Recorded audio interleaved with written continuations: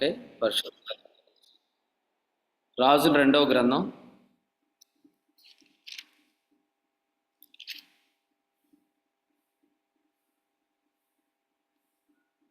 రాజుల రెండవ గ్రంథం 9వ అధ్యాయం మొదటి వచనాన్ని చదువుకుందాం.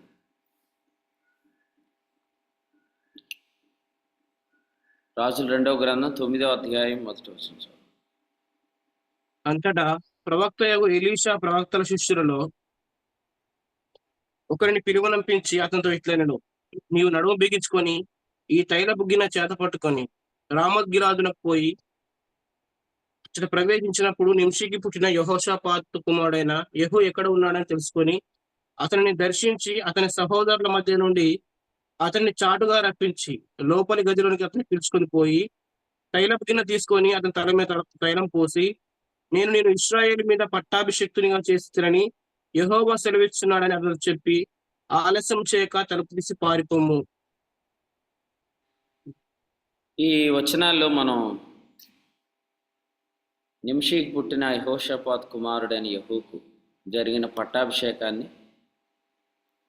ఆ పట్టాభిషేకం తర్వాత ఇశ్రాయేలు రాజుకు, యోధా రాజుకు, అదేవిధంగా యెజ్బేలుకు సంభవించిన సంగతులను మనం చూస్తూ ఉన్నాం. మనం గమనించినట్లయితే ఈ వచనాల్లో యెహూ యొక్క ఆసక్తిని ఈ అధ్యాయంలో దేవుడు మనకు చూపిస్తూ వచ్చాడు. 10వ అధ్యాయం చూడండి, వచనం 16 చదువు.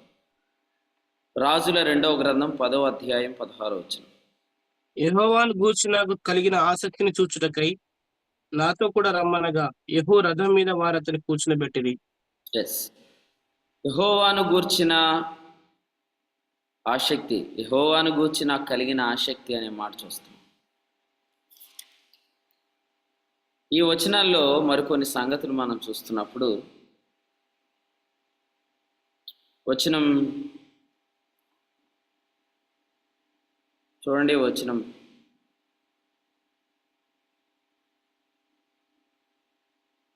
25 చూడండి, 25. కాగా యెహూ తన అధిపతి అయిన బిద్కరును పిలిచి ఇట్లనెను, అతని ఎత్తి యెజ్రెయేలీయుడైన నాబోతు భూభాగమందు పడవేయము. మనమిద్దరమును అతని తండ్రి అయిన ఆహాబు వెనుక గుర్రములెక్కి వచ్చినప్పుడు యెహోవా అతని మీద ఈ శిక్ష మూపిన సంగతి జ్ఞాపకం చేసుకొను.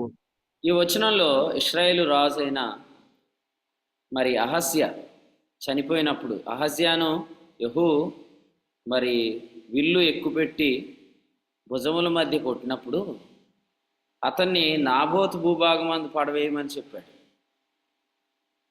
రెండవదిగా ఆఖరి వచనం చూడండి, యెజబేలు యొక్క కళేబరము యెజ్రెయేలు భూభాగమందున్న పెంటవలె ఉండునని తన సేవకుడగు తిష్బీడగు ఏలియా ద్వారా యెహోవా సెలవిచ్చిన మాట చొప్పునిది జరిగేను అనే మాట వచనం 36, 37 వచనాల్లో చూస్తున్నాం. అంటే ఈ యెహూ అనే ఈ వ్యక్తి ప్రవచన నెరవేర్పు విషయంలో చాలా ఆసక్తి కలిగి ఉన్నాడు.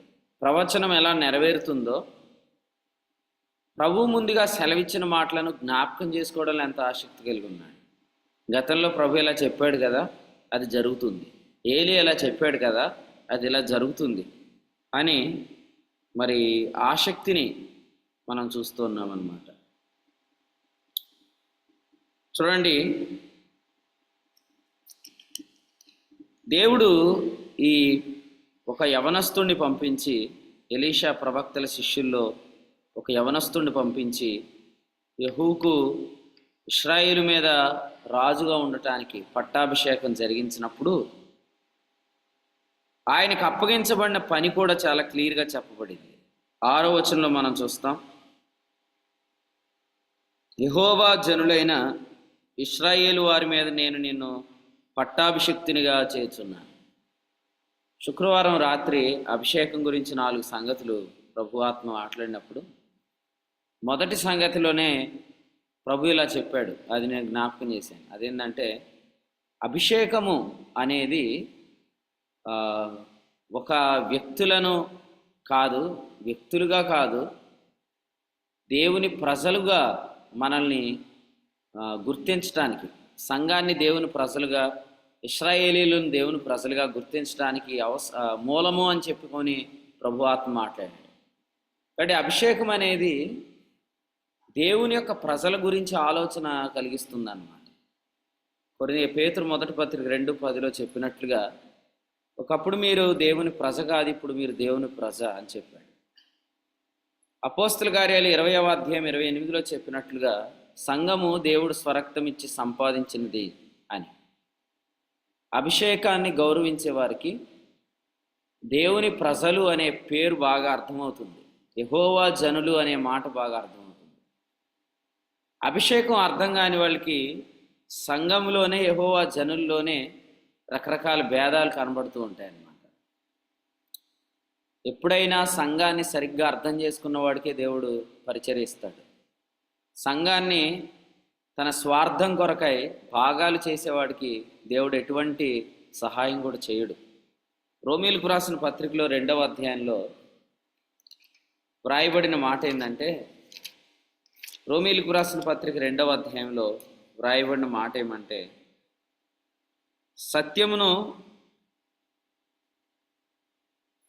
చూడండి, వచ్చిన 2వ అధ్యాయంలో ఇలా వ్రాయబడి చూడండి, వచ్చిన 8, సత్యమునకు లోబడక దుర్నీతికి లోబడువారు అని చెప్పాడు. ఎవరు వారు అంటే భేదములు పుట్టించేవారు అని అక్కడ వ్రాయబడింది.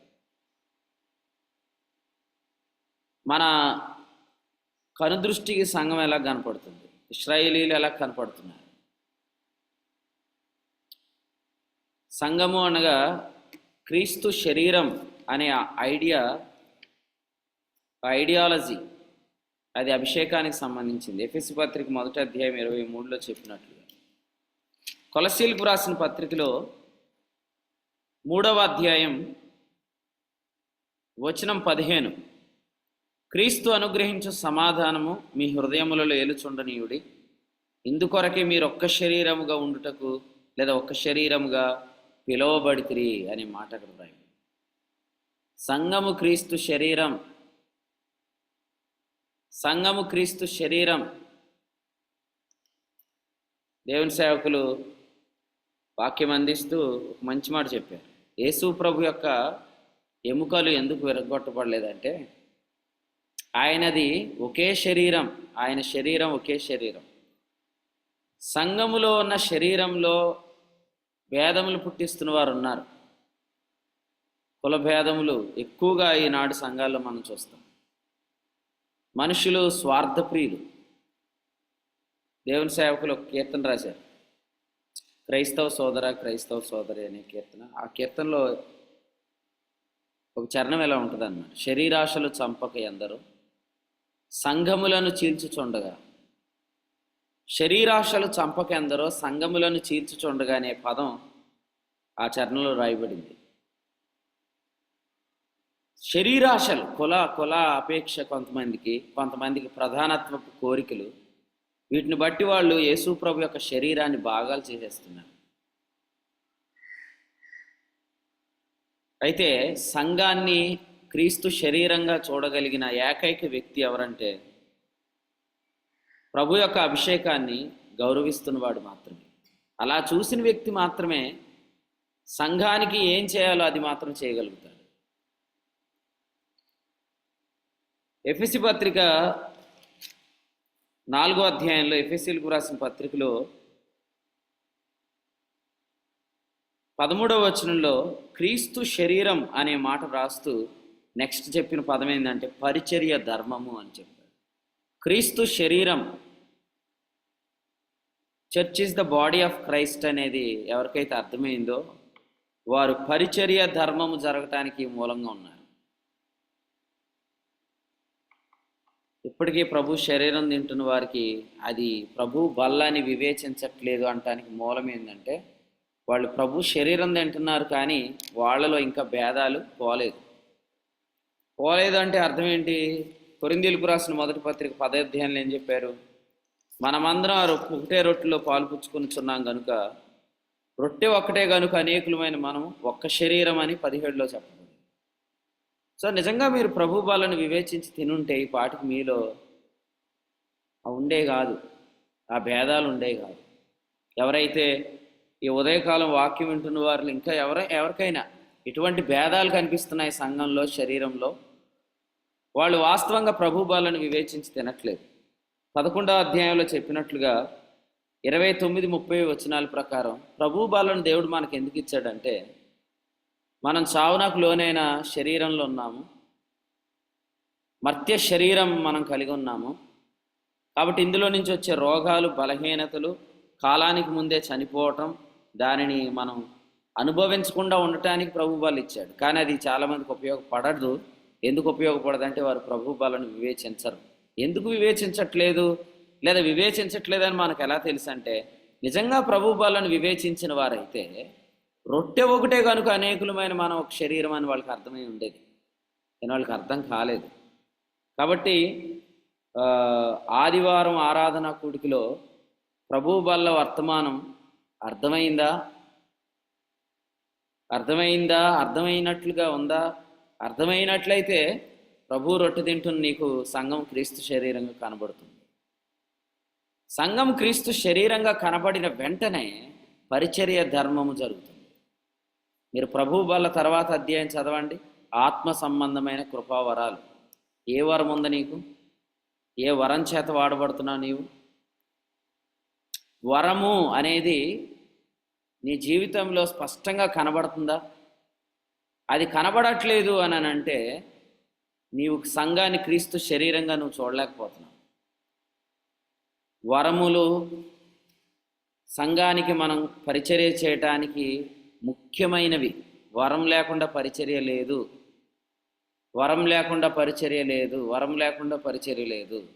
వరము ప్రభు ఇవ్వాల్సిందే. వరం ఇవ్వాలంటే, లేదా ఆల్రెడీ నీలో వరం ఉన్నట్లయితే నువ్వు సంఘాన్ని సరిగ్గా అర్థం చేసుకునేంత వరకు వరం ఆపరేట్ అవ్వదు. వరం అనేది శరీరంలో ఉన్న అవయవములతో పోల్చబడింది. ప్రభు బల్లం తర్వాత పరిచర్య ధర్మం గురించి చెప్పాడు. ప్రభు బల్ల తర్వాత వరాల గురించి చెప్పాడు. ప్రభు బల్ల దగ్గర ఏం చెప్పాడంటే ఒక్కటే శరీరం అని చెప్పాడు. నెక్స్ట్ వెంటనే ఆత్మ సంబంధమైన వరాల గురించి చెప్తూ 12వ వచనంలో ఏం చెప్పాడంటే, శరీరం ఒక్కటే అయితే అవయవములు అనేకములు అని చెప్పాడు. అసలు శరీరమే అర్థం కాని వాళ్ళు అవయవాల దగ్గరికి ఏమొస్తారు? శరీరమే అర్థం కాని వాళ్ళు అవయవాల దగ్గర రాలేరు. అందుకనే ఈ దినాల్లో వరాల చేత వాడబడుతున్న వారి సంఖ్య పెరుగుతుంది. వరం ఏంటో అర్థం కాని వారి సంఖ్య కూడా అలాగే ఉన్నది. నా వరం ఏంది? నాకు దేవుడు ఏ వరం ఇచ్చాడు? ఆలోచన చేయండి. చాలామంది పాటలు పాడటం వరం అనుకుంటారు. పాటలు పాడటం వరం కాదు. జాగ్రత్తగా వినాలి. ఎందుకంటే ఒక వ్యక్తి కీర్తనలు పాడుతున్నప్పుడైతే అది వరం చేత జరుగుతుంది అని అనుకుంటే 14వ అధ్యాయం వచనం 24లో చెప్పినట్లుగా అతడు కీర్తన పాడుతున్నప్పుడు ఆ కీర్తన ద్వారా అవిశ్వాసి నేను పాపిని అని ఒప్పుకోవాలి. అలాగూ ఒప్పింపు చేసే కీర్తనలు ఎవరు పాడుతున్నారండి ఈ రోజుల్లో? ఏదో ఒక అవకాశం ఇస్తే నేను పాట పాడతానని వెనకాల నుంచి కాగితం మీద రాసి ముందుకు పంపించేవాళ్ళ సంఖ్య ఎక్కువైపోయింది. పాటలు పాడాలి అనే కోరిక చాలామందికి ఉంది. కానీ కీర్తనలు వరము అని మనం ఎప్పుడు తెలుసుకుంటామంటే పాడుతున్న కీర్తన ద్వారా అవిశ్వాసి తాను పాపినని గ్రహించాలి. ఈ విధంగా వరమును అపేక్షించేవారా లేదా పేరు కొరకై ప్రధానత్వాన్ని అపేక్షించేవారా అనేది మనం గమనించగలుగుతాం. 14:1 కొరింథీ పత్రికలో అన్నాడు, ఆత్మ సంబంధమైన వరములను ఆసక్తి అపేక్షించి. వరం యొక్క అపేక్ష ఎందుకంటే సంఘానికి నేను పరిచర్య చేయాలి. సంఘమే అర్థం కానివాడు సంఘానికి ఏం సేవ చేస్తాడండి? సంఘానికి ఏం పరిచర్య చేస్తాడు? పరిశుద్ధుల పాదములు కడగాలి అని తిమోతి పత్రికలో చెప్పాడు. అసలు ఆ భావన ఎవరికి ఉంది ఈ రోజుల్లో? సంఘాలు ఈరోజు ప్రదర్శనశాలలు అయిపోయినాయి. టాలెంట్స్ని షో చేసుకునే ప్రదర్శనశాలలు అయిపోయినాయి. కానీ అటువంటి దినాల్లో తిమోతి మొదటి పత్రిక 5వ అధ్యాయంలో వ్రాసిన ఈ పదాన్ని మీరు ఒకసారి అండర్లైన్ చేయండి దైవ గ్రంథంలో. అదేంటంటే పరిశుద్ధుల పాదములు కడుగుట అనే అనుభవం ప్రభు మనకి నేర్పిస్తున్నాడు అనమాట వచనం 10లో. సో పరిచర్య అంటే ఈ విధమైన ఐడియాలజీ రావాలి, ఈ విధమైన ఆలోచన విధానం రావాలి. పరిశుద్ధుల పాదములు కడుగుట, ఇది అక్షరార్థంగా తీసుకోవద్దు. గిన్నెలో నీళ్లు పోసి కాళ్ళు కడగటం కాదు ఇది. ఖచ్చితంగా సంఘము క్రీస్తు శరీరం అని నీకు అర్థమైన రోజు నుంచి సంఘానికి పరిచర్య చేయాలి అనే ఆలోచన నీలో బలంగా పుడుతుంది. అలా పుట్టినప్పుడు నువ్వు ఆత్మ సంబంధమైన వరాన్ని ఆసక్తి అపేక్షిస్తావు. అన్నిటికంటే ముఖ్యంగా ప్రవచన వరం మనకు అవసరం. ప్రవచన వరం ఉందా మీలో? దానితో పాటు వ్యక్తిగతంగా ఆత్మ క్షేమాభివృద్ధి కొరకై మనకు భాషల వరం కూడా ఇచ్చాడు దేవుడు. మరి ఏ వరం ఉంది నీలో? ఏ వరాన్ని అపేక్షించావు? ఏ వరంతో మాట్లాడుతున్నావు? ఏ వరంతో పాటలు పాడుతున్నావు? ఏ వరంతో నువ్వు నడిపించబడుతున్నావు? వరాలు వదిలేశారు, సంఘం క్రీస్తు శరీరం అనేది వదిలేశారు. ఏదో సంఘానికి చాలామంది వచ్చేవాళ్ళు కొందరికి అసలు ఇప్పుడు సంఘం క్రీస్తు శరీరం అనే ఐడియా అసలు రానే రాలేదు.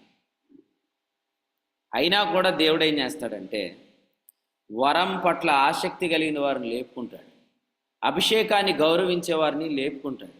ఈ అధ్యాయంలో మనం అదే చూస్తాం. యెహూ అనే ఈ అధిపతి లేదా యెహూ అనే ఈ పట్టాభిషేకం చేయబడిన ఇశ్రాయేలు రాజు యెహోషాపాతు కుమారుడు, ఆయన యొక్క ఆసక్తిని మనం చూస్తున్నప్పుడు యెహోవా జనుల మీద అతడు నియమించబడ్డాడు అనేది మనం గమనించాలి. సో మరొకసారి చెప్తున్నాను, ఇంకా ఎవరైనా ఈ కూడికలో వాక్యం వింటున్నవారు మీకు సంఘం అంటే ఏంటో అర్థం కాకపోతే కాస్త ప్రార్థన చేసుకోండి, ప్రభు సన్నిధిలో కనిపెట్టండి. ప్రభువా, సంఘం అంటే క్రీస్తు శరీరం. మా వాళ్ళందరూ సంఘం కాదు, మీ వాళ్ళందరూ సంఘం కాదు. సంఘము యేసుక్రీస్తు రక్తం చేత కడగబడినవారు. అసలే సంఘం అనేది స్టార్ట్ అవటం వచనం ఏంటో తెలుసా మీకు? సంఘంలో ప్రారంభ వచనం ఏంటో అనుకున్నారు? కొలసి 3:3 మీరు మృతి పొందితిరి. అది మీరు మృతి పొందితిరి, మీ జీవం క్రీస్తుతో కూడా పరలోకమందు దాచబడి ఉన్నది. అంటే సంఘం యొక్క ప్రారంభమే క్రీస్తు అనే నూతన పురుషుడితో ప్రారంభించబడింది. క్రీస్తుకి ఏ కులం ఉంటుందండి? చచ్చిపోయినోడు కదండి. పాపం విషయంలో చచ్చాడు అంటే అతడే ఆ వ్యక్తి నేను చచ్చిపోయానని రాశాడు కదా. రోమా 6:2లో పాపం విషయంలో చచ్చిపోవటం అనే దాన్ని, గలతీ 2:20 ఏం చెప్పాను? నేను చచ్చిపోయాను. ఒకవేళ ఇలా చెప్తాను, ఇంకా మనలో అవి కనబడుతున్నాయంటే నేను పాపినని నువ్వు చెప్పుకుంటున్నట్లే. ఇది ఇప్పుడు చెప్పట్లేదు, తణుకు వర్తమానం మీరు వినండి. ఒక టైటిల్ ఉంటుంది, దానిలో కులము మతము అనే ఒక టైటిల్ ఉంటుంది. ఆ టైటిల్లో నేను చెప్పిన వర్తమానంలో క్లియర్గా చెప్పా. నేను ఫలానా కులం అని చెప్పుకుంటున్నవాడు ఏం చెప్పుకుంటున్నాడంటే నేను అపరాధిని అని చెప్పుకుంటున్నాడు. అది పౌలు గారే రాశారు. పడగొట్టబడిన వాటిని నేను మరలా కడితే నన్ను నేను అపరాధిగా కనుపరుచుకుంటున్నానని చెప్పాడు. కాబట్టి ఎప్పుడో ఒకప్పుడు మీకున్న బుద్ధి బయటపడక తప్పదు. బుద్ధి బయటపడిన రోజు మీకు నేనే చెప్తున్నాను డైరెక్ట్గా, మీరు ఇప్పటి వరకు కూడా సంఘాన్ని క్రీస్తు శరీరంగా అర్థం చేసుకోలేదు. అందుకనే దేవుడు మిమ్మల్ని ఎక్కడ కూడా వాడుకోలేదు. చూడండి, వాడుకోడు కూడా. ముందు కూడా మనసు మారాలి. ఏమనంటే సంఘము క్రీస్తు శరీరం, సంఘము దేవుని ప్రజలు, యెహోవా జనులు అనేది మనకు అర్థం కావాలి. అలా అర్థమైన రోజు నుంచే సంఘం క్రీస్తు శరీరం అని అర్థమవుతుంది. అర్థమైనప్పుడు మన సంఘానికి ఏం చేయాలో అది స్టార్ట్ అయింది. వెంటనే సంఘానికి ఏం చేయాలో స్టార్ట్ అయినప్పుడే దేవుడు వరాలు ఇస్తాడు. మనకి వరాలు వస్తాయి. ఏంటండి చాలా ధైర్యంగా ఉండొచ్చు, ధైర్యంగా ఉంటున్నాం అంటారు ఏంటండి అని అంటే చెప్తానేనండి.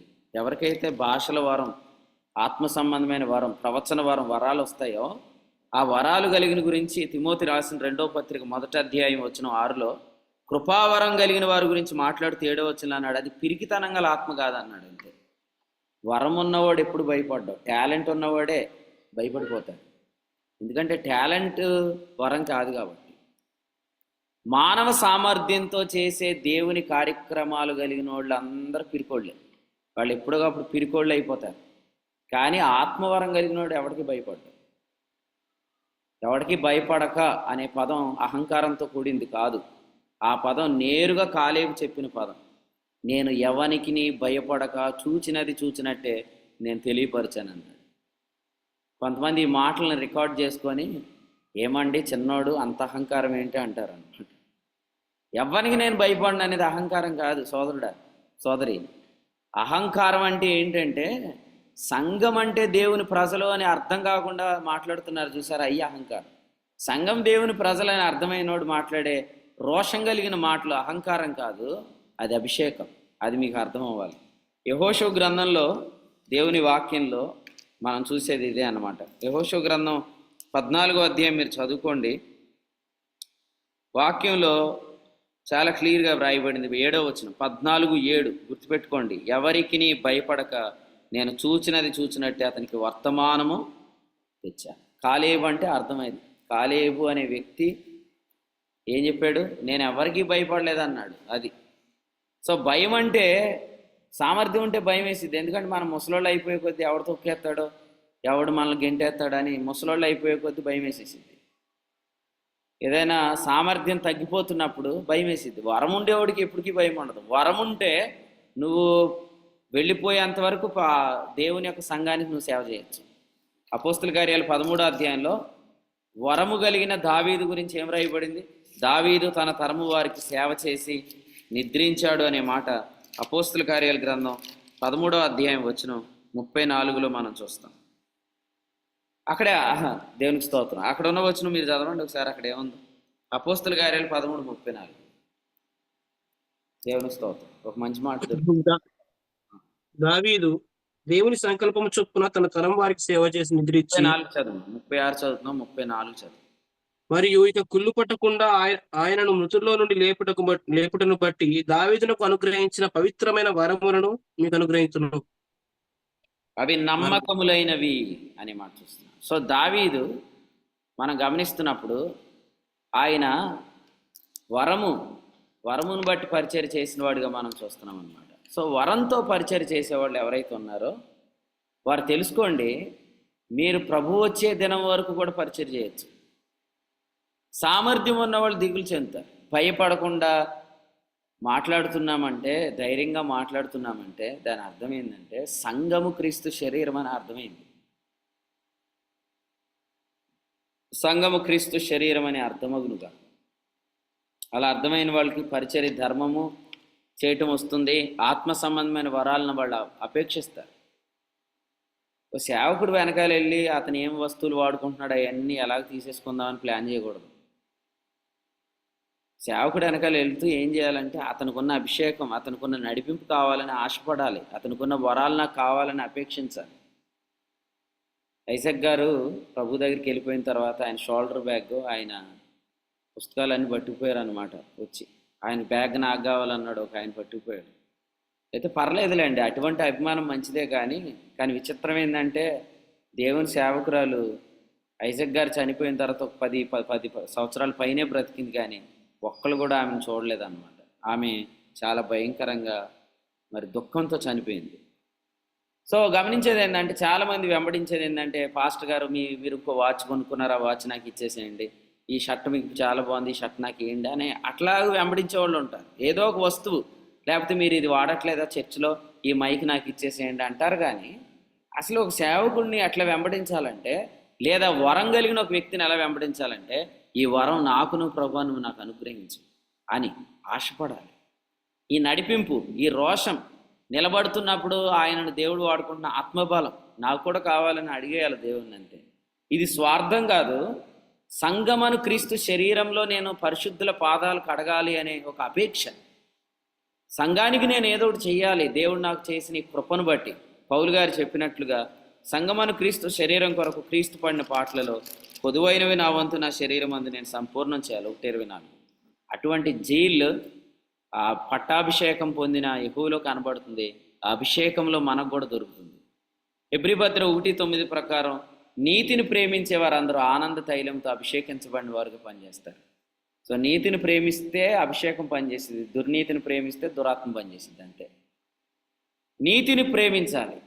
సత్యమును మనం ఆనందించడానికి ఆధారం చేసుకోవాలి. అటువంటి అప్పుడు దేవుడు ఒక్కొక్క వరాన్ని రిలీజ్ చేస్తాడు. పౌలు గారు ఇలా చెప్పారనమాట, నేను మీ దగ్గరికి రావాలనుకుంటున్నాను, మిమ్మల్ని చూడాలనుకుంటున్నాను. ఎప్పుడైనా కూడా సేవకుల్ని మీటింగ్స్కి పిలిచేటప్పుడు ఇలా ఆశపడండి, దేవుని సేవకులు వస్తున్నారు, ఏదో ఒక కృపావరం ఈ ఊరిలో రిలీజ్ అయ్యి వెళ్ళాలి ఆయన అని అనుకొని కోరుకోవాలి.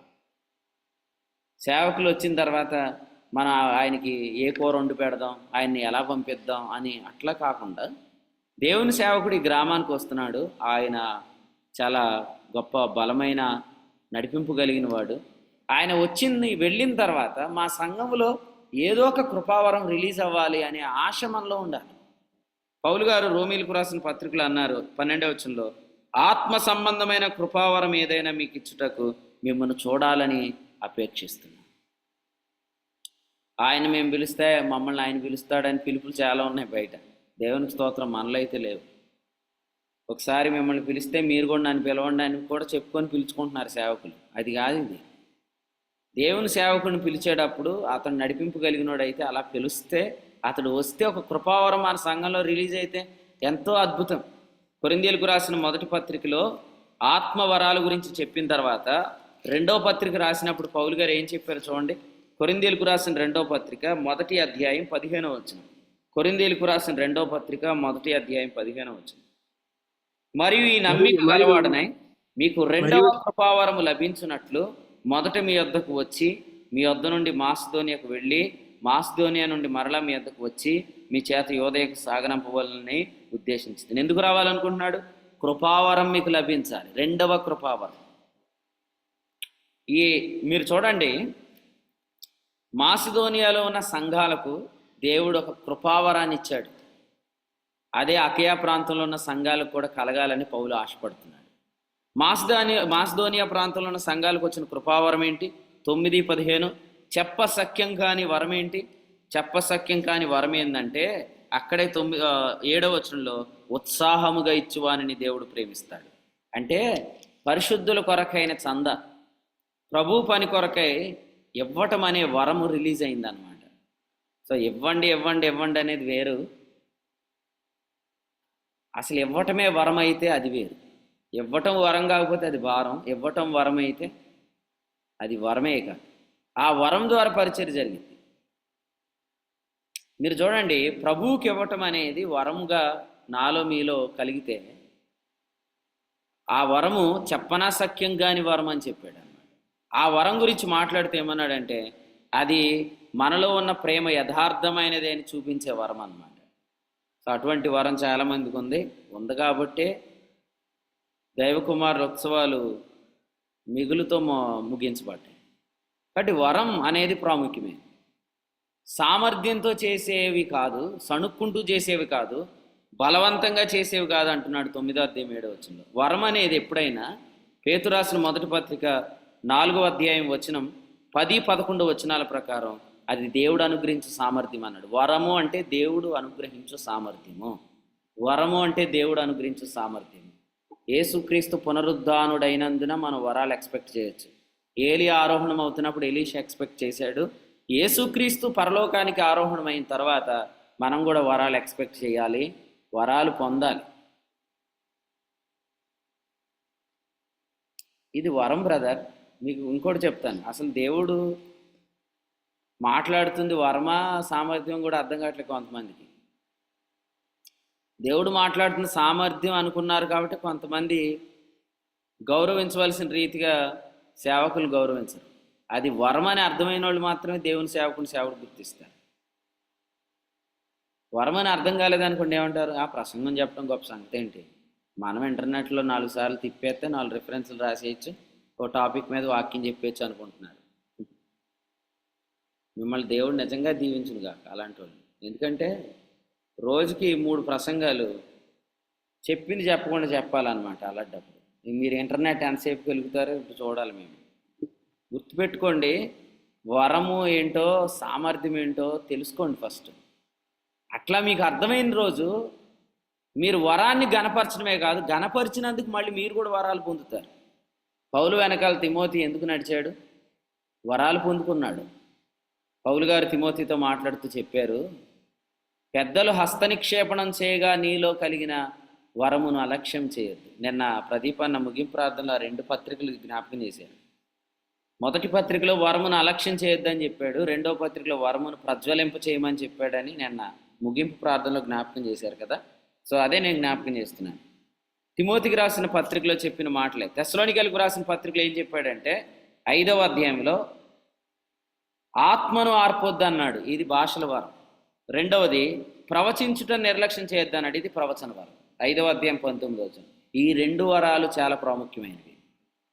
వరాలు కొరకు వెళ్ళండి ప్రభుతో, ప్రభువుని వెంటాడేసేయండి అంతే. నేనేమంటానంటే ప్రభువే ఎల్లయ్య బాబు నువ్వు ఏంటంటే నన్ను పట్టుకున్నావు పొద్దున్న నుంచి అనాలన్నమాట. ఏలియా ఎలీషా కలిసి వెళ్తుంటుంటే ఎలీషా అని ఏలి ఏమన్నాడు, నువ్వు ఏంటయ్యా, నువ్వు ఎక్కడికి వెళ్తా అక్కడికి వచ్చేస్తావు, నేను వెళ్ళిపోతాకు రెడీగా ఉన్నాను, నేను ప్రభు పిలవబోతున్నాను అని అంటే, లేదు లేదు లేదు, నువ్వు వెళ్ళేదాకా నేను నీతోటే ఉంటానని చెప్పాడు.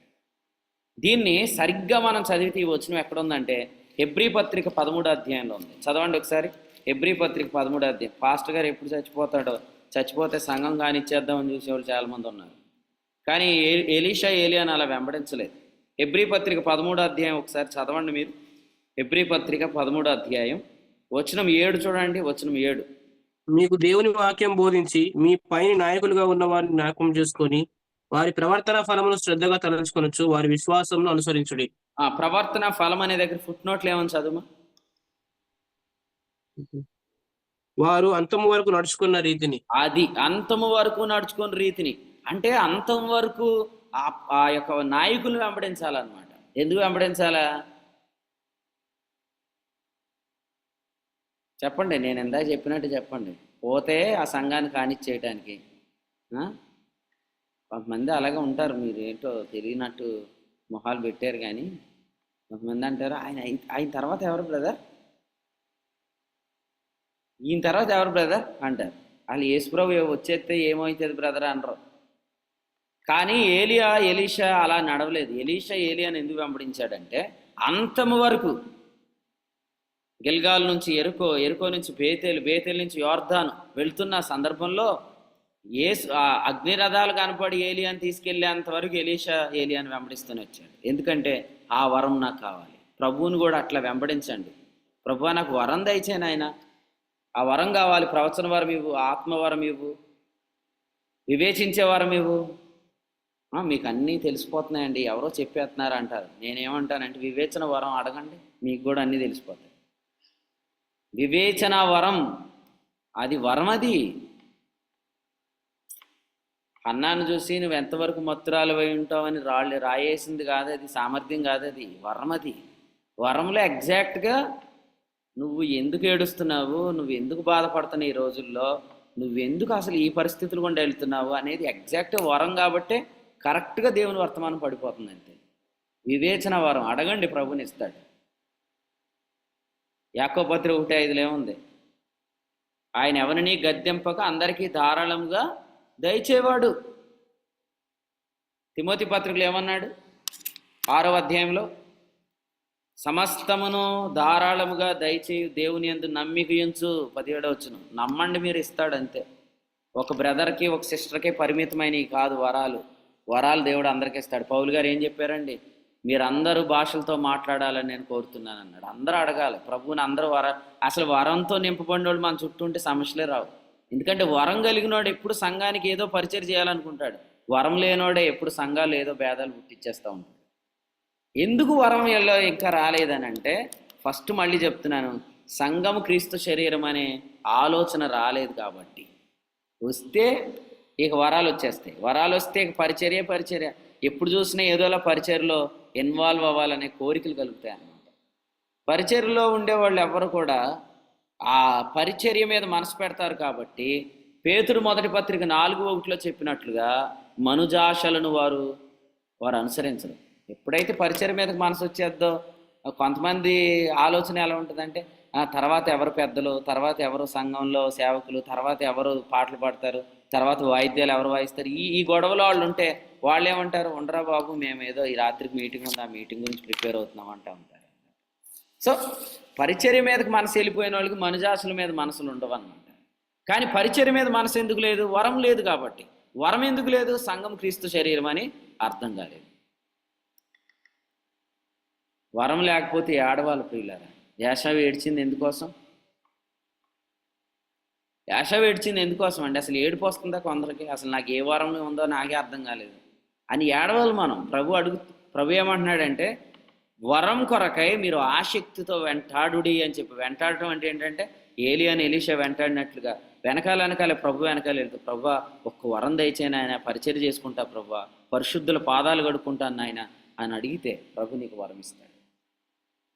సంఘం క్రీస్తు శరీరం అని అర్థం చేసుకొని అభిషేకం లేదా అభిషేకానికి మాత్రమే అది అర్థమవుతుందనే సంగతి మనందరికీ అర్థమవుతుంది. యెహోవా జనులు. రెండవ అంశం ఏంటంటే యెహోవా సేవకులు. చూడండి రాజుల 2వ గ్రంథం 9వ అధ్యాయం. రాజుల 2వ గ్రంథం 9వ అధ్యాయం 6వ వచనంలో యెహోవా జనులు అనే పదం రాయబడింది. 9వ అధ్యాయంలో మనం చూస్తున్నాము 7వ వచనంలో నా సేవకులైన ప్రవక్తలు, లేదా ఆ తర్వాత ఉంది యెహోవా సేవకులు అని. సంఘము క్రీస్తు శరీరం అని అర్థమైన తర్వాతే క్రీస్తు సేవకుడు అర్థమవుతాడు. సంఘం ఏంటో అర్థం కాకపోతే సేవకుడు అర్థం కాడు. ఏం సిస్టర్, అర్థమైందా? హలో బ్రదర్, అర్థమైందా? సంఘం ఏంటో అర్థమయ్యేదాకా సేవకుడు ఏంటో అర్థం కాడు మనకి.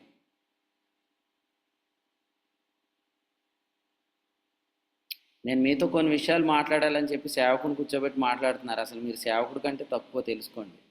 విశ్వాసి సేవకుడి కంటే తక్కువ. ఏ స్థితిని బట్టి? కుమార స్థితిని బట్టి కాదు, దేవుడు అప్పగించిన గృహ నిర్వాహకత్వాన్ని బట్టి. సేవకుడికి ముందు జరిగిన సంగతులు ఏమీ తెలియాల్సిన అవసరం లేదండి. ఎందుకంటే పరిచర్య అనేది భవిష్యత్ జ్ఞానంతో జరిగిద్ది కానీ చరిత్ర జ్ఞానంతో జరగదు. మీ 2 చెవుల్లో సరిగ్గా ఇది దూరునుగాక. చరిత్ర జ్ఞానంతో సేవ జరిగిద్దని ఎవరు అనుకుంటున్నారు? అనుకోవద్దు. భవిష్యత్ జ్ఞానియగు దేవుడు సంకల్పానుసారంగా కార్యాలు జరిగిస్తాడు. భవిష్యత్ జ్ఞానం, సంకల్పం 2 ప్రక్కన ఉన్న అపోస్తులు 2:23 చదువుకోండి. భవిష్యత్ జ్ఞానం, సంకల్పం.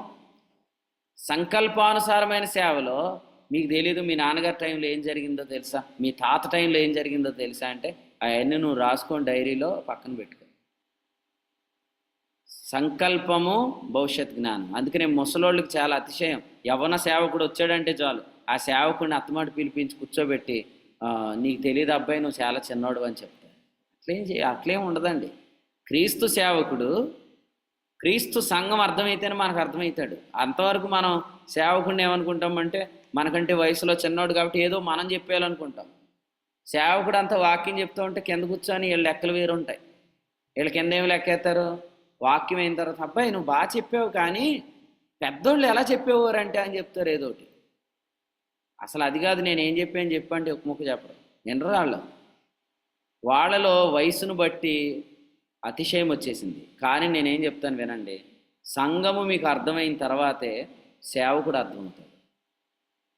క్రీస్తు శరీరం ఏంటో మనకు అర్థమైన తర్వాతే క్రీస్తు సేవకుడు మనకు అర్థమవుతాడు. చూడండి, కొరింథీ మొదటి పత్రిక 4:1 ఎవరైనా తీసి చదవండి. కొరింథీయులకు రాసిన మొదటి పత్రిక 4:1. ఇలాగున క్రీస్తు సేవకులమనియు దేవుని మర్మముల విషయంలో గృహ నిర్వాహకులమనియు ప్రతి మనుషుడు మమ్మల్ని భావింపవలెను. సేవకుడిని ఎట్లా భావించాలి?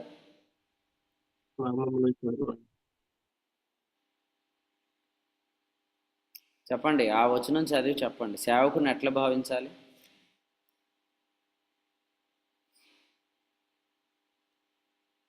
మర్మముల విషయంలో గృహ నిర్వాహకుడు. సేవకుడిని దేవుడిగా భావించాలి అని అంటారు.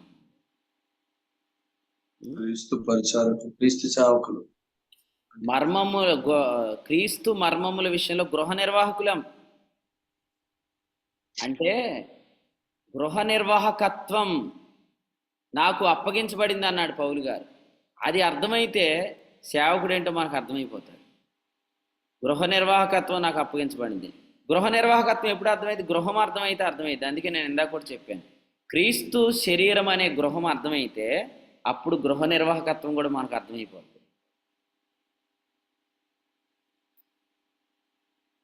సేవకుడు అర్థమైతే మొదట గౌరవించేది సేవకుని భార్య. ఫస్ట్ సేవకుడు ఏంటో అర్థమైతే తర్వాత గౌరవించేది ఇంటిలో ఉండేవారు. నేను ఇలా అంటున్నాను అనుకోవద్దు. అర్థం కాని మాటల వల్లే గర్భాలు ముయ్యబడతాయి. సేవకుడిని ఇష్టానుసారంగా మాట్లాడితే గర్భాలు ముయ్యబడతాయి. ఆ గర్భము గుండా రావాల్సిన ఆత్మవరాలు పెంటపాడు మీటింగ్స్లో నేను చెప్పాను. గర్భం అంటే అర్థం ఏంటి? పరిశుద్ధాత్మ కార్యాలు ఉన్నాయి అందులో. అవన్నీ మేనిఫెస్ట్ అవ్వట్లేదు. ఎందుకు అవ్వట్లేదు? దేవుడు గర్భం మూసాడు. పరిశుద్ధ గ్రంథంలో మొట్టమొదట అబ్రహామును ప్రవక్త అని చెప్పి దేవుడు ఎంతో గౌరవించి అతన్ని పిలిపించి ప్రార్థన చేయించుకోమని చెప్పాడు. ఎందుకు చెప్పాడు? అలా చెప్పగానే గర్భాలు తెరవబడ్డాయి.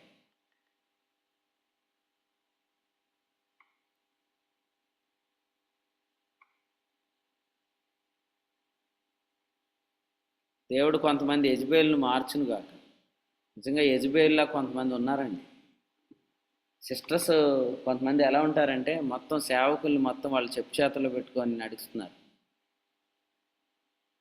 ఇంటింటా తిరిగి వాళ్ళు చెప్పే సోది మాటల వల్లే కొంతమందికి సేవకుడు విలువ తెలియక మాట్లాడి గర్భాలు మూయిపించుకున్నారు. ఇప్పుడు ఏం చేద్దాం? మళ్ళీ వీళ్ళు ఏం చేస్తున్నారు? కనీసం మనం ఏ సేవకునికి విరోధంగా మాట్లాడితే గర్భం మూయబడిందో ఆ సేవకుని పిలిచి వాక్యం చెప్పించుకోరు, లేదా ప్రార్థన చేయించుకోరు. ఇక్కడ అహం అడ్డు వచ్చేసి ఏం చేస్తారంటే ఎవరైతే సేవకుడు కదా అని ఇంకో సేవకుని పిలిపించి ప్రార్థన చేయించుకుంటారు. కానీ దేవుడు ఏం చెప్పాడు? అబ్రహామునే పిలిపించమన్నాడు. అబ్రహాముని పిలిపించే ప్రార్థన చేయించుకోమన్నాడు. కాబట్టి మీరు కూడా యెజబేలు లాంటి వాళ్ళు మాటలు వినేసి మీరు కూడా మీ హృదయాల్లో సేవకుడిని తక్కువ చేసి మీరు ఎప్పుడు కూడా దోషం చేయకండి, తొందరపడకండి. మోషే గురించి దేవుని వాక్యంలో ఏం రాశాడు చదివాం కదా. అతడు ఎవరు? నా ఇల్లంతట్లో నమ్మకమైన వాడు. చెప్తే ఏమన్నాడు? నేను గూఢభావములతో కాదు ముఖాముఖిగా నేను అతనితో మాట్లాడతాను. మరి మీరు ఎందుకు ఆయనకి భయపడలేదా అన్నాడు.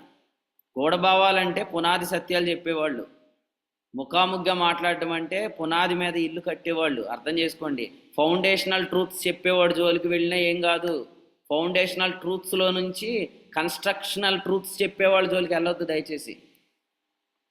ఫౌండేషనల్ ట్రూత్స్ అంటే మూలోపదేశం. మొన్న అడిగాడు ప్రశాంత్, అందుకే చెప్పింది. ఫౌండేషనల్ ట్రూత్స్ అంటే మూలోపదేశం. కన్స్ట్రక్షనల్ ట్రూత్స్ అంటే ఏంటి? సంపూర్ణ మగుటకు సాగిపోదాం.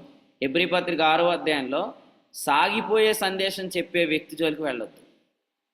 విశ్వాస మూలమగు నీతిని చెప్పేవాళ్ళ కంటే విశ్వాస మూలమగు జీవితం చెప్పే సేవకులను ఎక్కువ కనపరచాలండి. విశ్వాస మూలమగు నీతి చెప్పేవాళ్ళ కంటే విశ్వాస మూలమగు జీవితం చెప్పేవాళ్ళని ఎక్కువ కనపరచాలి మనం. అంతేగాని వాళ్ళని మనం వయసులో చిన్నోళ్ళు అని చెప్పి మనం హీనపరిస్తే మేకాలకు పట్టిన గతే పట్టిద్ది. గర్భం ముయ్యబట్టడం చాలా విచారం. ఎందుకంటే గర్భం ముయ్యబడితే ఏం జరిగింది తెలుసా? నిన్ను గూర్చి ముందుగా చెప్పబడిన ప్రవచనాలు ఏవి నెరవేరు. దేవుడు అటువంటి భ్రష్టత్వం నుండి ఇక్కడ ఉన్నవారు అందరినీ తప్పించునుగాక యేసు ప్రభు నామంలో. మొదటి సంగతి దేవుని ప్రజలు, రెండవ సంగతి దేవుని సేవకులు అనే సంగతి మనం చూస్తున్నాం. లూకాసు వార్త 1వ అధ్యాయంలో కూడా వాక్య సేవకులు అనే మాట మనం చూస్తున్నాం.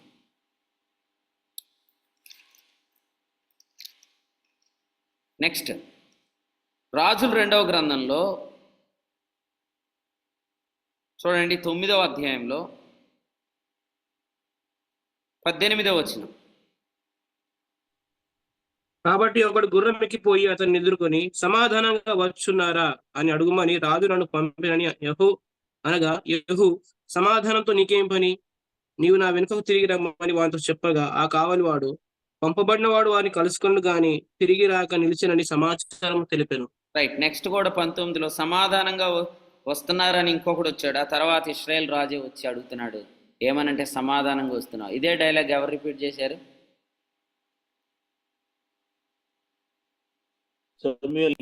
సమూయేలు విషయంలో ఈ అధ్యాయంలో యెజబేలు. వీళ్ళందరూ డైలాగ్ కాపీ కొట్టినట్టున్నారు. నా వీడియో స్ట్రక్ అవుతుంది, వీడియో ఆఫ్ చేసుకొని చెప్తాను జాగ్రత్తగానండి. యెజబేలు కూడా సేమ్ డైలాగ్ కదండి. ఏమంటుంది? సమాధానంగా వచ్చున్నాం. అసలు సమాధానము అనే సబ్జెక్ట్ గురించి వీళ్ళకి ఎందుకండి? నేను అలా యెహోవా అన్నాడు. సమాధానం అనే అంశం గురించి మీకెందుకు? మీ అంశాలు వేరు కదా. మీ అంశాలన్నీ ఎలా ఉంటాయి?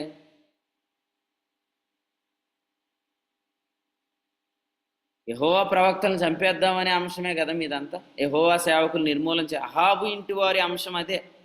వాళ్ళ ఇంటిపైన బోర్డు ఏముంటుందంటే ఇచ్చట యెహోవా ప్రవక్తలు చంపబడుదురు, అంతే. ఆ టైటిల్ పెట్టుకున్నారు యెజబేలు ఇంటి వారు. కానీ వాళ్ళు అడుగుతున్నారు ఏమని? సమాధానంగా వచ్చుచున్నావా?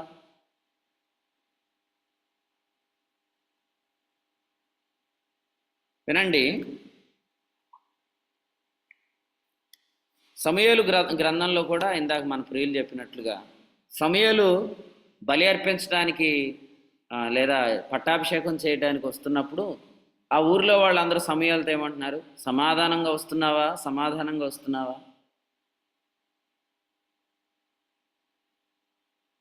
ఎంతమందికి సమాధానం మీద మనసు ఉందో వాళ్ళందరూ యాజకుని మీద మనసు కలిగిన వారు. హెబ్రీ పత్రిక 3వ అధ్యాయం 1వ వచనం నుంచి అయితే మనం ఒప్పుకునే దానికి అపోస్తులను ప్రధాన యాజకుడైన యేసు మీద ఏముంచమన్నాడు? లక్ష్యం ఉంచమన్నాడు కదండి. సో యాజకుని మీద మనసు పెట్టిన వాళ్ళందరూ కూడా సమాధానం కలిగి ఉంటారు. కొలసి 3:1 కూడా చదవండి. పైనున్న వాటి మీదనే మనసు పెట్టండి. ఆ మనసును ఏమన్నాడు? ఆత్మానుసారమైన మనసు జీవమును సమాధానం. మూడవ సంగతి ఏంటంటే ఇక్కడ మనకు కనపడట్లేదు కానీ యెహోవా యాజకుడు, యెహోవా జనులు, యెహోవా సేవకుడు, యెహోవా యాజకుడు. సంఘము అర్థమైతే సేవకుడు అర్థమవుతాడు. సేవకుడు అర్థమైన తర్వాతే మనకు యాజకుడు అర్థమవుతాడు. అసలు సేవకుడు నీరుతో కడక్కపోతే యాజకుడు రక్తంతో కడగడని భాగ్యవంతుడా పాట రాసే ముందే వర్తమానం వచ్చింది మనకి. భాగ్యవంతుడనే పాట రాయటానికి కూడా మూలం అదే. ఆ పాటకు ముందు వచ్చిన పదాలు ఏంటంటే ఆత్మ, నీరు, రక్తం. అందుకనే నేను మొదట్లో ఆ పాటకు ముందు ఒక మాట చెప్తా కదా, నీరు, ఆ రక్తం, ఆత్మ ముగ్గురు సాక్ష్యం ఇచ్చుచున్నారని. సో దాని అర్థం ఏంటంటే సేవకుడు అనేవాడు నీరు వాడకుండా యాజకుడు అనేవాడు రక్తం వాడడం. ఆ సేవకుడిది ఏముందిలే ప్రభా నువ్వు వచ్చే పెళ్లి కంటే, యోహాను సువార్త 2వ అధ్యాయంలో అట్లా జరగదండి. సేవకుడు వస్తేనే యాజకుడు వస్తాడు. సేవకుడిని యాజకుడు అంత గౌరవిస్తాడు. కాబట్టి యాజకుని మీద మనసు కలిగిన వాళ్ళకే సమాధానం గురించి మాట్లాడే హక్కు ఉంది కానీ మిగిలిన వాళ్ళు ఎవరికి సమాధానం అనే పదం వాడటానికి కూడా రైట్స్ లేవంటున్నాడు ఇక్కడ. సమాధానం అనే దాంతో మీకేంది అబ్బాయి అని అంటున్నాడు.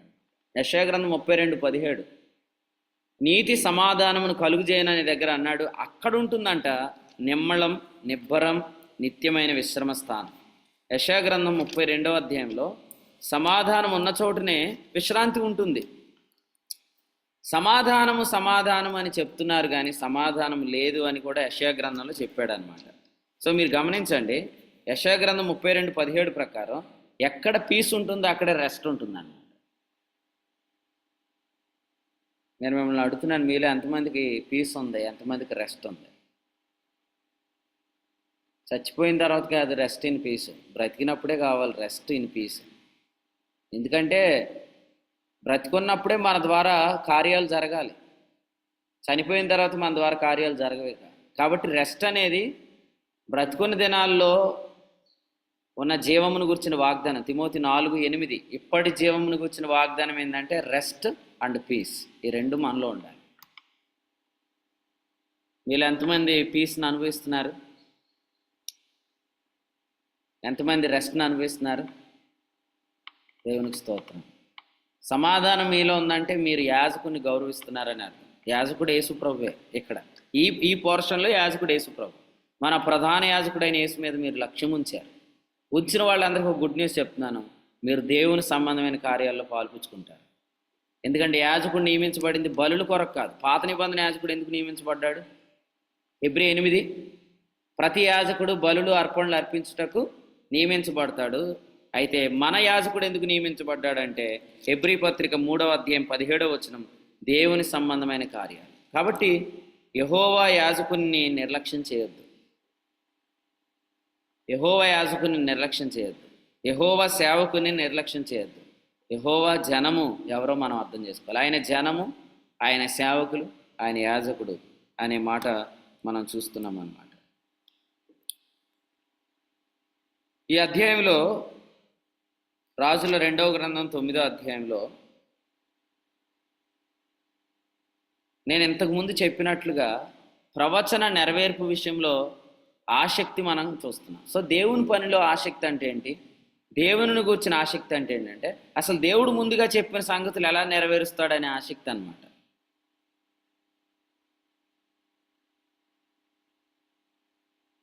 ముందు చెప్పిన సంగతులు మర్చిపోయిన వాళ్ళు చాలామంది ఉన్నారు. అసలు అంతకుముందు ఆయన చాలా వాగ్దానాలు చెప్పాడు కదా, మర్చిపోతారు. కానీ ఆసక్తి కలిగిన వాళ్ళు ఏం చేస్తారు, ఫలానా రోజు ఫలానా డేట్లో దేవుడు ఇలా చెప్పాడు కదా, అది ఎప్పుడు నెరవేరుస్తాడని కనిపెడతారు. అది దేవుని పని విషయంలో ఆసక్తి. ఇక్కడ చూడండి, ఎప్పుడైతే ఇశ్రాయేలు రాజును బాణం పెట్టి విల్లెక్కు పెట్టి కొట్టాడో, కొట్టగానే అతడు పడిపోయిన స్థలంలో నుంచి ఏమంటున్నాడు, అతన్ని ఎత్తి ఇదిగో ఇటు పాడేసే, ఎందుకంటే యెహోవా అతని మీద ఈ శిక్ష మోపిన సంగతి జ్ఞాపకం చేసుకో. 25 ఎవరితో చెప్తున్నాడు ఈ మాట? తనతోన్న బెద్కరు. ఈ బెద్కరు అనే అతనికి చెప్తున్నాడు అనమాట.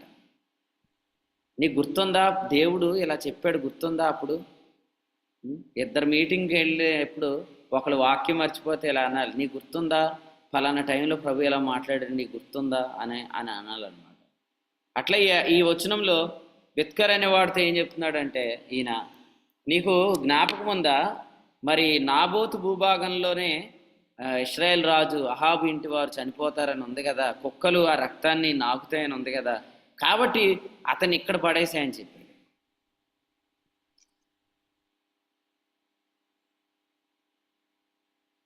వినోద్ వింటున్నా వాక్యం?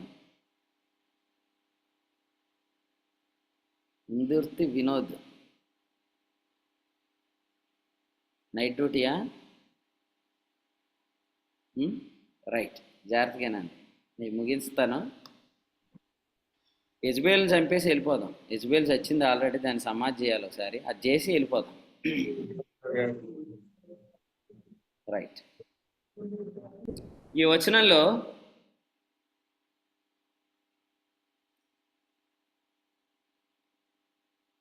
ఇశ్రాయేల్ రాజు యోధారాజు ఏకమైపోయారు.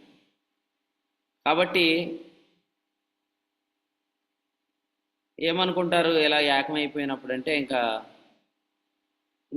మనమే ఏకమైపోతే ఇంక మనల్ని ఎవడేం చేస్తాడు అనుకుంటారు. అట్లా అనుకోవద్దు. మీ ఇద్దరిని మించినోడు రాబోతున్నాడు, మీ ఇద్దరిని లేపెత్తాడు. కాబట్టి ఈ వచనాల్లో అహజ్య అలాగే అహజ్యాను కలుసుకోవడానికి వెళ్ళిన యోధా రాజు ఇద్దరినీ కూడా మరి చంపేసినట్లుగా మనం చూస్తున్నాం అన్నమాట. చూడండి వచనం 27, యోధా రాజు అయిన అహజ్య అలాగే ఇశ్రాయేల్ రాజు అయిన అహాబ్ కుమారుడు ఇద్దరు కూడా ఈ అధ్యాయంలో చనిపోయారు. అహజ్య జరిగిన దాన్ని చూసి వనములో నగరి మార్గముగా పారిపోయాను, అయినను యెహోవా అతన్ని తరిమి రథమునందు అతన్ని హతము చేయడని ఆజ్ఞించాను గనుక వారు ఎబ్లయేము దగ్గరనున్న గూర్నకు పో మార్గం అని అతన్ని కొట్టగా అతడు మిగిద్దోకు పారిపోయి అచ్చటి మరణమాయను అనే మాట మనం చూస్తాం. కొన్నిసార్లు సిద్ధాంతాలకు వేరుగా రాజులు కలిసిపోతారు. ఇశ్రాయేల్ రాజు సిద్ధాంతం వేరు, మనం చెప్పుకుంటున్నాం కదా ఆల్రెడీ, యోధారాజు సిద్ధాంతం వేరు. కానీ కుట్ర జరగాలనుకున్నప్పుడు సాతాను వాళ్ళిద్దరిని కలిపేస్తాడనమాట. ఇప్పుడు కూడా చూడండి రాజకీయ పార్టీలు ఎలాగ విలీనం అయిపోతున్నాయి, వాళ్ళ సిద్ధాంతాలు వేరు కానీ వాళ్ళు విలీనం అయిపోతారు. అలాగే ఇది కూడా జరిగింది. ఆ రోజు హేరోదు పిలాతు కలిసిపోయినట్లుగా ఈరోజు కూడా టార్గెట్ ఎవరు? టార్గెట్ పెద్ద కుట్ర అనమాట. యెజబేలు టార్గెట్లో ఉన్నారు అందరూ కూడా. యెజబేలు ఏమనుకుంటుందో అది జరిగిస్తుంది అనమాట. అందులో వీళ్ళందరూ ఏకమైపోతున్నారు. కానీ దేవుడు ఏమనుకుంటున్నాడో దాన్ని ఆసక్తిగా నెరవేర్చే వాళ్ళు కూడా ఉంటారు కదా, అందులో యెహోవా ఉన్నాడు. మరి మీరు ఉన్నారా? సాతాను చేయాల్సిన టీంలో ఉన్నారా? ప్రభు చేయాల్సిన టీంలో ఉన్నారా? చెస్లో 2 సైడ్లు కాయిన్స్ ఉంటాయి. మీరు నల్ల టీమా తెల్ల టీమా? సోదరుడా సోదరి, మీరు ఏ టీము? ఫైనల్గా గెలిచేది మా టీమే, ఓకేనా? చెప్పండి అందరికీ, ఫైనల్గా గెలిచేది మేమే. మీరు స్టెప్ వేస్తే మేము వేసే స్టెప్ మీరు తట్టుకోలేరు. మీరు ఇంకా బాగా స్టెప్ వేసారంటే మేము ఇంకో పెద్ద స్టెప్ వేస్తాం. మీరు కయ్యన్ చేత హేబేలు చంపిస్తారా? నోవాహు పుడతాడు. జలప్రళయంలో నెఫీలీలను కూడా మేము చంపిస్తాం. తర్వాత అబ్రహాం వస్తాడు. మీరు హాగర్ని తెస్తారా? తెచ్చుకోండి, ఇస్సాకు పుడతాడు. ఇస్సాకు తర్వాత యాకోబుని మోసం చేస్తారా? అయినా మా టీమే గెలిచింది. ఇశ్రాయేల్ వస్తారు. ఇశ్రాయేల్ నిర్మూలన చేద్దాం అనుకుంటున్నారా? యేసు ప్రభు వచ్చేంతవరకు ఇశ్రాయేల్ శేషం మిగిలి ఉంటుంది. యెషయా 1:9. ఇక మీరు ఎన్ని స్టెప్లు వేసినా మా దగ్గర స్టెప్ ఉంది. తూర్పు దేశపు జ్ఞానులను చంపాలనుకొని హేరోదు 2 ఏండ్ల కంటే చిన్నోళ్ళని అందరిని చంపించాడు. అందులో యేసు ప్రభు తప్పించుకున్నాడు. కాబట్టి మేము ఎప్పుడు ఎస్కేప్ అవుతాం. అపాయములో ఉన్నను ఉపాయం లేని వారం కాము అని వాక్యంలో వ్రాయబడింది. దేవుడు సరి అయిన ఆలోచన పుట్టేస్తాడు. యెషయా 9:6లో చెప్పినట్లుగా ఆలోచనకర్త ఇచ్చే ఉపాయానికి సాతానుగాడికి దెమ్మ తిరిగిపోద్ది అనమాట. నేను మొన్న స్వరం చెప్పమంటారా? అంతకుముందు రెస్టోరేషన్ అని నన్ను చెడగొట్టావు నువ్వు, ఇప్పుడు మళ్ళీ నువ్వేంటో ఈ భాషల వారం అని మళ్ళీ ఒకసారి నన్ను తలకి తినేస్తున్నావు అన్నాడు. రెస్టోరేషన్ టాపిక్ చెప్పింది ఎప్పుడు అనుకున్నారు? 2వ పుస్తకం రాసినప్పుడు, అంటే నా వివాహానికి ముందు 120% రెస్టోరేషన్ అని చెప్పడం జరిగింది అనమాట. అప్పుడు ఈ రెస్టోరేషన్ అనే పదం నేను వెళ్ళలేకపోతున్నానని ఏడ్చేశాడు అనమాట. ఇప్పుడు వాడు ఈ కృపావరం అనే పదం నేను వెళ్ళలేకపోతున్నానని ఏడుస్తున్నాడు. నార్త్ ఇండియా వెళ్తావా నువ్వు అని ఏడుస్తున్నాడు. మరి నేను ఇలా చెప్తాను, నువ్వు స్టెప్ అయితే నేను తగ్గుతానండి. ఇంకా చాలా ఉన్నాయి. అసలు ఇప్పుడు వచ్చిన వాగ్దానం ఇంకా గొప్పది. ప్రతి పట్టణంలో ప్రవక్తల శిష్యులు ఉండబోతున్నారు. నేను ఈ వచనాలు, ఈ వాక్యం ఎప్పుడు చెప్పాను తెలుసా? మీరు ఆదిలాబాద్ వెళ్ళినప్పుడు, లాస్ట్ టైం కరీంనగర్ మీటింగ్స్ అప్పుడు. మీరు టైటిల్ కూడా చూడండి, కావాలంటే ఈరోజు ఇంకోసారి మళ్ళీ రీఫార్వర్డ్ చేస్తాను. ఆదిలాబాద్లో ఆయన శిష్యులు, టైటిల్ కూడా అలాగే ఉంటుంది. కాబట్టి దేవుడు ప్రతి పట్టణంలో శిష్యుని లేపుతాడు. ఎందుకు లేపుతాడంటే వాళ్ళందరూ కూడా యవనస్తులే. ఈ అధ్యాయంలో చెప్పినట్లుగా మొదటి వచనంలో ప్రవక్తల శిష్యులు యవనస్తులు, వాళ్ళు పట్టాభిషేకం చేస్తున్నారు. ఆ అభిషేకం యొక్క ఉద్దేశం ఏంటంటే అహాబు ఇంటివారు సమాధి చేయబడాలి. సౌలుకి అభిషేకం ఇచ్చింది ఎందుకు? అమాలేకుల నిర్మూలన చేయమన్నాడు. అభిషేకం అంటే విలువ లేనోడు ఏం చేశాడు? అమాలేకుడి చేతులు పడి తెచ్చాడు. కానీ దావీదుకు దేవుడు అభిషేకం ఇచ్చాడు ఎందుకు? ఆ 5 ఫిలిస్తీన్లను చంపాలి. ఆ 5 రాళ్ళు ఏరాడు, 5 ఫిలిస్తీన్ నేలమట్టం చేశాడు, ప్రభు దగ్గరికి వెళ్ళిపోయాడు. దేవుడు నీ కొరకు సిద్ధపరిచిన సత్క్రియలు చేయడానికి నువ్వు క్రీస్తు యేసునందు సృష్టించబడిన దేవుని పని. ఎఫెసీ 2:10. అందుకనే ప్రభు మనల్ని పిలుచుకున్నాడు. కాబట్టి ప్రియులారా, ఇశ్రాయేలు రాజు యోధారాజు ఏకమైనా పర్లేదు, దేవుడు నిన్ను వాడుకుంటాడు. ఇంకెక్కడి నుంచి ఎవరు పుడతారని ఎవరు అనుకోవద్దు. దేవుడు నిన్ను వాడుకుంటాడు, నీకు సహాయం ఇస్తాడు, శక్తినిస్తాడు, బలపరుస్తాడు. కుట్రంతా వేళ్ళు చేసి ఏమంటున్నాడండి వీడు? ఇశ్రాయేల్ రాజు చూడండి ఏమన్నాడు 9వ అధ్యాయంలో వచనం 23. అహజ్యా, ద్రోహం జరుగుతుంది అంటున్నాడు అనమాట. ద్రోహం అంతా మీరు చేశారు. దేవుని సేవకులను అందరినీ చంపేసి నిర్మూలన చేయాలని వాళ్ళ తల్లిదండ్రుల కోరిక, అహాబు యెజబేలు కోరిక, యెహోవా ప్రవక్తలను చంపేయాలని కోరిక. ఇప్పుడేమంటున్నాడు? యెహూ రాగానే ద్రోహం జరిగిపోతుంది, పద పద నువ్వు ఎటో గట్టు పారిపోయి, నేను ఇటు పారిపోతున్నాను పారిపోయాడు. ఇద్దరిని వెంటాడి చంపేశాడు. ఆఖరిగా ఇంటికి వస్తున్నాడు యెహూ వస్తున్నాడని తెలిసి ఆమె మొహానికి రుంగు పోసుకుందంట. కాబట్టి మేకప్ వేసుకునే వాళ్ళందరూ యెజబేల్ అని అనొద్దు, అట్లా ఏం లేదు వాక్యంలో. అందుకనే కొంతమందికి మేకప్ వేసుకునే వాళ్ళు అంటే చిరాకు వచ్చేసి వాళ్ళ ఇది ఈ పోలిస్తారు. ఏమనంటే ఇజ్రాయేల్ ఊరికి వచ్చిన సంగతి అన్న యెజబేలు ఆమె తన ముఖము నాకు రంగు పూసుకుందని. మరి పౌడర్ కూడా రాసుకోకూడదుగా? పౌడర్ ఎందుకు రాసుకుంటున్నారు? పౌడర్ రాసుకోవచ్చు బ్రదర్, వాక్యంలో పౌడర్ రాసుకునే దాకా ఇచ్చారు, కానీ లిప్స్టిక్లు అవన్నీ వేసుకోకూడదు. నేనేమంటానంటే సుందరములైన అవయవాలకి సౌందర్యం అక్కర్లేదు అన్నాడు. వాళ్ళు సౌందర్యం లేదు, పూసుకుంటున్నారు. పూసుకొని మీకు వచ్చిన బాధ ఏంటి? లేదు బ్రదర్ నేను టెంప్ట్ అయిపోతున్నానంటే అది నీ లోపం నీలో ఉంచుకొని నువ్వు ఎదుటోళ్ళకి తీర్పులు తీర్చొద్దు. ఒక సిస్టర్ని చూసినప్పుడు ఆ మేకప్ వేసుకుంటుంది కాబట్టి నేను టెంప్ట్ అయిపోతున్నాను అని అంటున్నావంటే నువ్వు దురాశ చేత ఏడవబడుతున్నావు. నీకు తెలియక కొంతమంది సిస్టర్స్ అందరు నీకు సపోర్ట్ చేసేస్తున్నారు. వాళ్ళకి అసూయ ఏంటి?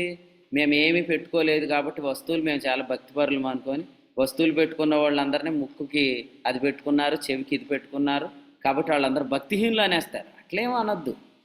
ఒక సహోదరి కానీ సహోదరుడు కానీ భక్తుడో భక్తిహీనుడో అతనికి వస్తున్న నడిపింపును బట్టి వివేచించండి.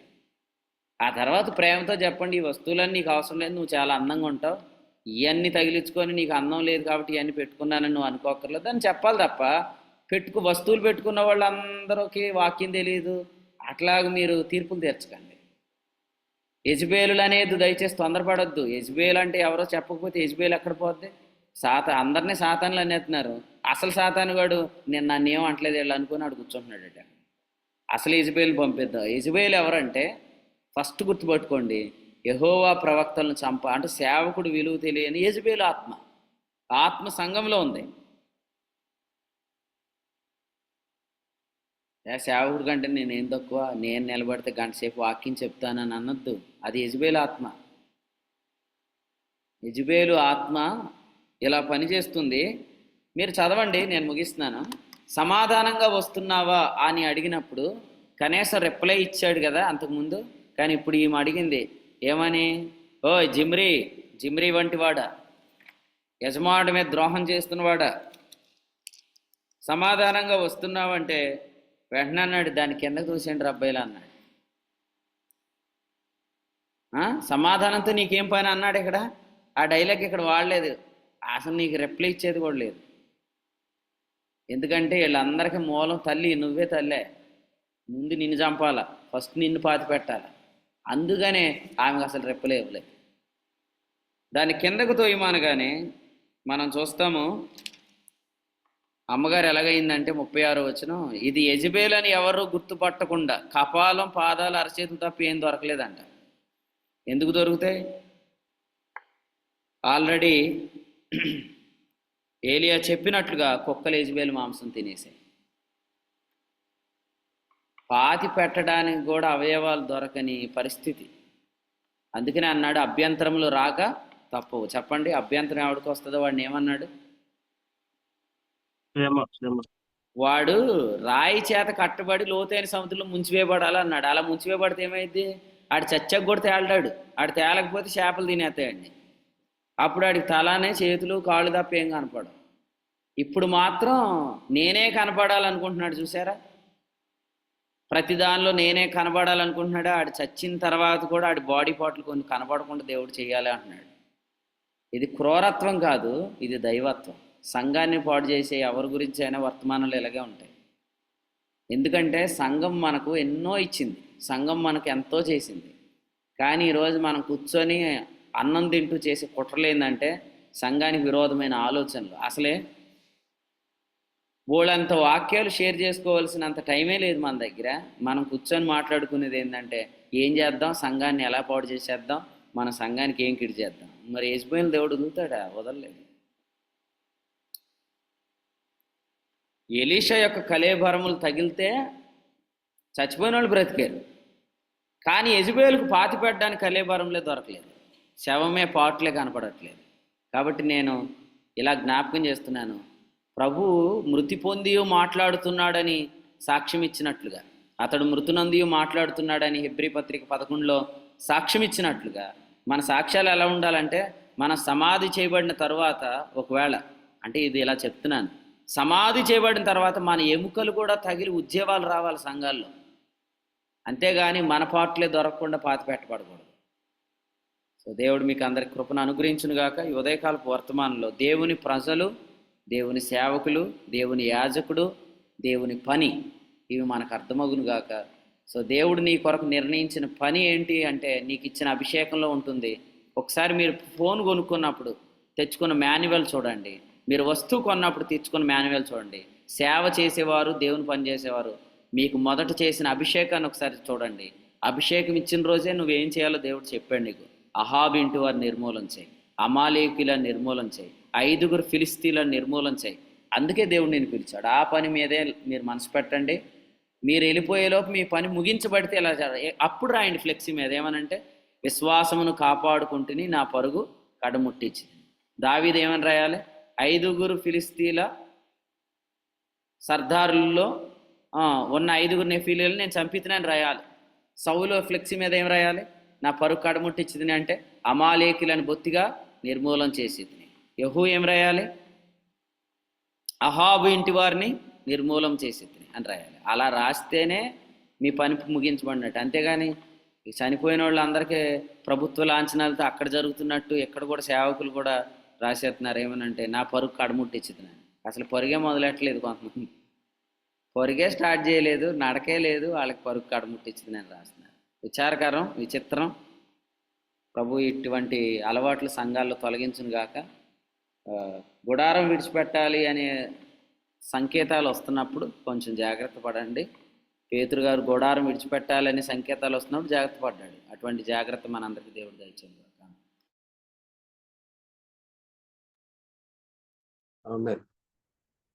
రాజుల 2వ గ్రంథము 9వ అధ్యాయం నుంచి మరొక శ్రేష్టమైన వర్తమానం ద్వారా దేవుడు మన అందరితో పరిశుద్ధాత్మ సహాయంతో తన దాసుని వాడుకొని అందించిన శ్రేష్టమైన వర్తమానం బట్టి ప్రభువు స్తుతిస్తున్నాం. అలాగే వర్తమానం అందించిన దేవుని సేవకులకు కూడా కూడిపక్షం వందనాలు తెలియజేస్తున్నాం.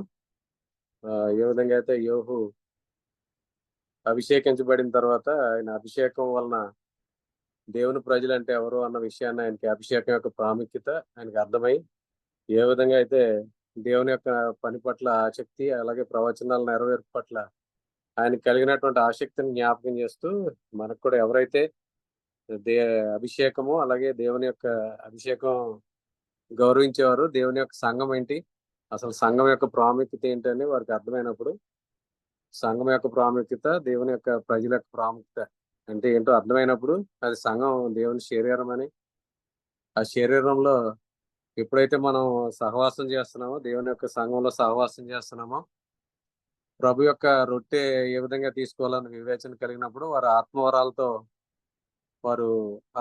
పొందుకుంటారని, ఆత్మవరాలను ఎవరైతే పొందుకుంటారో వారు వరంతో పరిచయం చేస్తే అది సంఘం యొక్క క్షేమాభివృద్ధి కొరకు వారు విచారిస్తారని, ఎవరైతే నీతి యందు ఆనందించేవారు పరిశుద్ధాత్మ చేత నడిపించబడతారు, దుర్నీతి అందు ఆనందించేవారు దురాత్మ చేత నడిపించబడతారు.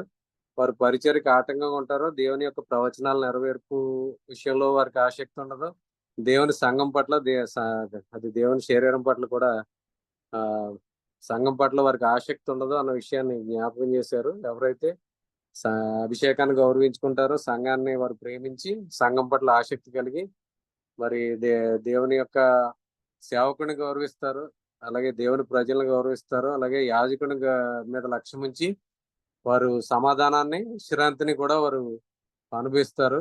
అలాగే ఎప్పుడైతే వారు సమాధానాన్ని విశ్రాంతిని అనుభవిస్తారో, వారు దేవుని యొక్క పని మీద లక్ష్యం ఉంచి తమ కొరకు నియమించినటువంటి పని ముగించి వారు వారి పనిలో వారు సంపూర్ణ అవుతారన్న విషయాన్ని దేవుని సేవకుల ద్వారా ఈ వర్తమానం ద్వారా మాట్లాడారు. ఈరోజు సాయంత్రం 5:30కి తణుకులో బైబిల్ స్టడీ ఉంటుంది, రాత్రి 8 గంటలకి భీమవరంలో బైబిల్ స్టడీ ఉంటుంది. ప్రార్థన చేయండి, వీలు కలిగిన వారు పాలు పంపులు పొందండి. ఈ పరిచయలో ఆ విధాలుగా సహకరించిన ప్రియులందరికీ వందనాలు. ఇప్పటి వరకు ఆసక్తిగా వర్తమానమైన ప్రియులందరికీ వందనాలు తెలియజేస్తున్నాను. ముగింపు ప్రార్థనతో ఈ కూడుకును ముగింపు చేసుకుందాం. ముగింపు ప్రార్థన రామచంద్రపురం పరిసర ప్రాంతాల్లో పరిచయం చేస్తున్న దేవుని సేవకులు కిరణ్ గారు ముగింపు ప్రార్థన చేస్తారు. కూడుకును ముగింపు చేసుకుందాం.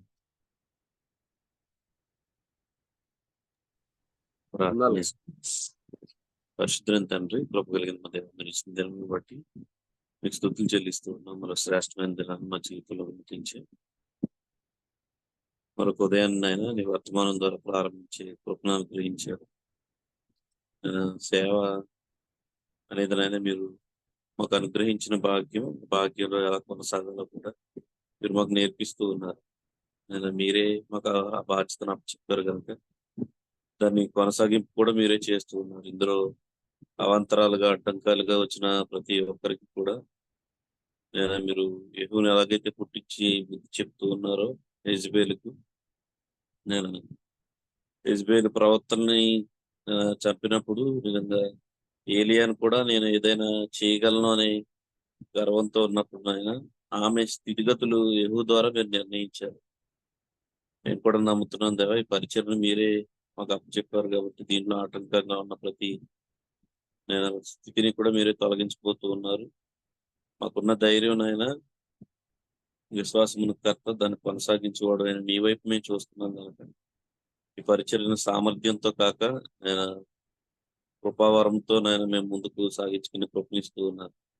ఆత్మ మేము ఎప్పుడైతే రక్షణ ద్వారా పొందుకుని ఉన్నామో ఆసక్తి కలిగిన వారు ఆత్మవరమును కూడా అనుభవించగలరని లేఖనం సెలవిస్తుంది కనుక ఆ ఆసక్తిని నీ వాక్యం ద్వారా పుట్టించి ప్రతి విషయంలో కూడా మానవ మేధస్సుకు అందని విషయాలను మీరు మాకు తెలియజేస్తూ ఉన్నారు. ఈరోజు ప్రతి పరిచయని నీ ఆత్మ ద్వారా నడిపిస్తున్నందుకే మీకు స్తుతులు చెల్లిస్తూ ఉన్నాను. ఒక ఆత్మ ద్వారానే మీరు సమస్త కార్యాలని మా జీవితంలో నిర్వహిస్తున్నందుకే మీకు స్తుతులు చెల్లిస్తూ ఉన్నాను. ఈరోజు ప్రతి ఒక్కరికి అటువంటి ఆత్మను, అటువంటి ఆసక్తిని మీరు పుట్టించినందుకే మీకు స్తుతులు చెల్లిస్తున్నా. ఒక్కరు తమను తాము చిన్నగా చూసుకోకుండా వారు ఇప్పటికీ పరిచారకులు స్థానంలోను కొంతమంది అయితే సేవకుల స్థానంలో నిలబడాలి. వారికి ఆ వివేచన కలగజేసిన ప్రతి ఒక్కరికి మేరలు అనుగ్రహింపజేయమని, ఇక్కడున్న ప్రతి ఒక్కరూ సేవకులుగా స్థాపించబడగలుగుటకు, పరిచర్యలో మరింత ముందుగా వెళ్ళగలుగుటకు సహాయాన్ని దయచేయండి. ఇది సామర్థ్యమును బట్టి అయితే మనుషుల సామర్థ్యాన్ని చూడొచ్చు, కానీ ఇది నడిపించే ఆత్మ వల్లనే సమస్తం జరుగుతుంది కనుక చేరవచ్చిన ప్రతి ఒక్కరూ కూడా స్వార్థ భారం కలిగి భాగ్యాలను మాత్రమే కాక బాధ్యతను కూడా భరించగలుగుతూ కృప చూపించమని సమస్త పరిస్థితుల్లో నీ ఆత్మ ద్వారా మమ్మల్ని నడిపిస్తున్నందుకే ప్రతి విషయంలో కూడా నీ కృపను మాకు అందిస్తున్నందుకే మీ స్తుతులు చెల్లిస్తూ ఆయా ప్రాంతాల్లో మాకు అందించిన మేరలను బట్టి ఈరోజు ఆయా ప్రాంతాల్లో మాకు మీరు ఎంచిచ్చిన మేరలను బట్టి కూడా స్తుతులు చెల్లిస్తున్నాయన అక్కడ నీ ఆత్మచేత వాడబడగలటు ప్రభు చూపించమని ప్రతి చోట నీ ఏకాత్మని ఉంచి సహాయం చేస్తున్నందుకే మరొకసారి నీకు స్తుతులు చెల్లిస్తున్నాయన సమస్త మహిమ ఘనత ప్రభావం మీకు మాత్రమే చెల్లునుగా కానీ ప్రభు యేసుక్రీస్తునామంలో ప్రార్థించి కూడికను ముగింపు చేస్తున్నాం పరమ తండ్రి ఆమేన్. అందరికి వందనాలు. ఆమె ముగింపు ప్రార్థన చేసిన దేవుని సేవకులు కిరణ్ గారికి అలాగే కూడికలో ఉన్న ప్రియులందరికీ వందనాలండి. ఒకరికొకరు వందనాలు తెలియజేసుకున్న అనంతరం ఈ కూడిక ముగింపు చేసుకుంది. అందరికీ వందనాలండి. వందనాలండి. మన ప్రభు అయిన యేసుక్రీస్తు నామములో అందరికీ వందనాలు. అందరికీ వందనాలు. అందరికీ వందనాలు. అందరికీ వందనాలు. అందరికీ వందనాలు. అందరికీ వందనాలండి. మన ప్రభు అయిన యేసుక్రీస్తు నామములో అందరికీ వందనాలండి. అందరికీ వందనాలండి. శ్రేష్టమైన వర్తమానం అందించిన దేవుని సేవకులకి కూడి వచ్చిన సహోదర సహోదరి మనందరికీ వందనాలండి.